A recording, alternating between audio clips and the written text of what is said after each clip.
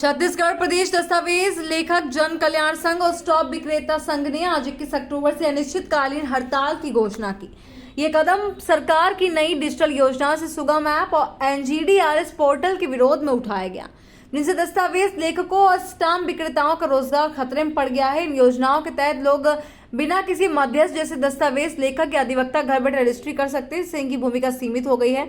संघ का कहना है कि वे कई वर्षों से अवैतनिक सेवाएं दे रहे हैं। अपनी मांगों को लेकर कई बार ज्ञापन सौंप चुके हैं, लेकिन अब तक कोई ठोस समाधान नहीं निकला। उनकी मांग है सभी दस्तावेज लेखकों और स्टाम्प विक्रेताओं को पंजीयन विभाग में स्थायी रोजगार दिया जाए। 60 वर्ष से अधिक उम्र वालों के लिए पेंशन की व्यवस्था की जाए। इस हड़ताल से प्रदेश में पंजीयन सेवाएं बाधित हो गई। संघ का कहना है जब तक उनकी मांगे पूरी नहीं होती तब तक ये हड़ताल जारी रहेगी। इसमें आप लोगों का क्या योगदान है?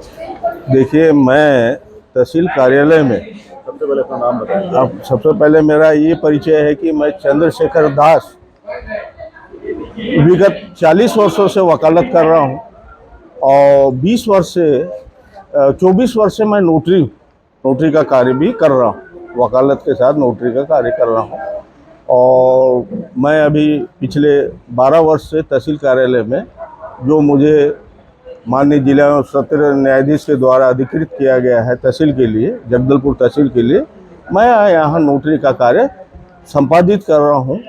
और मेरे तहसील कार्यालय में जो है, मेरे साथ में जो भी सहयोगी के रूप में रहते हैं, स्टाम्प वेंडर और अर्जी मुंशी प्लस पिटीशन राइटर, दस्तावेज लेखक, ये सब मेरे साथ रहते हैं।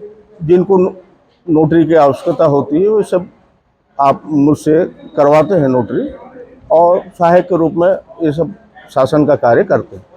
अब प्रश्न ये है कि आज की तारीख में दस्तावेज लेखक और स्टाम्प वेंडरों का कार्य जो है, द्रुत गति से इनका रोजगार छीना जा रहा है, जिसके लिए ये आज हड़ताल में है। विगत महीना में 18 तारीख को इन्होंने अपना जो है शासन को दिया था हड़ताल के लिए, और इनको महानिरीक्षक स्टाम्प ने आश्वासन दिया था कि ऐसा आप लोग का रोजगार समाप्त नहीं होगा, किंतु इनका रोजगार धोखे में रख के इनका रोजगार समाप्त किया जा रहा है। अब प्रश्न ये है, शासन ये आत्मघाती कदम क्यों उठा रही? प्रश्न है, शासन ये आत्मघाती कदम क्यों उठा रही? जो दस्तावेज लेखक हैं, ये शासन का रेवेन्यू जनरेट करती है, शासन का रेवेन्यू जनरेट कर, और बहुत बड़ा रेवेन्यू है। रजिस्ट्री का जो रेवेन्यू होता है एक शासन के लिए आबकारी के बाद या आबकारी से ज़्यादा होता है, जो आप राज्य सरकार से आंकड़े ले सकते हैं। ये बहुत बड़ा जनरेशन है। तो ये जो रजिस्ट्री की कार्य दस्तावेज लेखक और जो रजिस्ट्री में हमारे वकील भाई लोग कार्य करते हैं, अब इनको दरकिनार किया जा रहा है। पेपरलेस और फेयरलेस जो भी इनका माध्यम बन रहा है, अब इस सिस्टम से जो पब्लिक रजिस्ट्री करेगी, उनका आज वो कितने इलेक्ट्रॉनिक गैजेट से ये पिछड़े आदिवासी बहुल में परिचित है। आज तो नेट भी ठीक से हर जगह आता नहीं है। तो ये कैसे उस ऐप को डाउन करेंगे, कैसे डिजिटल रूप से अपना रजिस्ट्री करेंगे?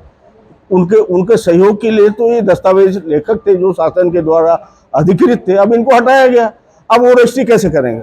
स्वाभाविक है कि रजिस्ट्री का कार्य 90% बाधित होगा और सरकार का राजस्व 90% घटेगा। तो ये आत्मघाती कदम उठाना, मैं सोचता हूँ सरकार की एक बड़ी विफलता है। और इन लोग जो दस्तावेज लेखक हैं, जो 40 साल से 50 साल से इस कार्य को कर रहे हैं और कोई कार्य ये जानते नहीं है, अब इनका रोजगार कैसे होगा? ये अपना परिवार का पोषण कैसे करेंगे? सरकार इनको बिल्कुल बेध्यान कर दिया है। ये बड़ा चिंतनीय है।